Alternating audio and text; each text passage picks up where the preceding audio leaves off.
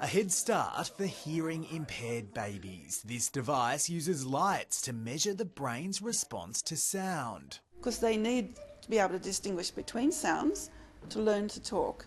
Current newborn tests can only tell the severity of the problem, but the Ear Genie from the Bionics Institute allows audiologists to work out the most appropriate treatment much sooner, ensuring children born deaf or hard of hearing can be fitted with the best devices. Mum, mum, mum.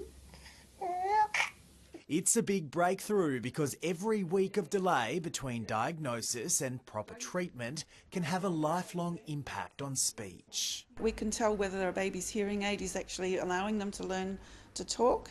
The invention is from the same organisation that developed the cochlear implant and is also world leading. The Ear Genie is baby friendly and can even be used when they're sleeping. This has life-changing and profound potential. The earlier we can intervene in a child's development, the better the outcomes. The Ear Genie will be out in the real world in a matter of months, available at select clinics as part of the trial. Young babies, both with normal hearing and with hearing deficit, get a chance to be tested. Parents should head to the Bionics Institute's website for more details on how to join the trial. Reid Butler, 9 News.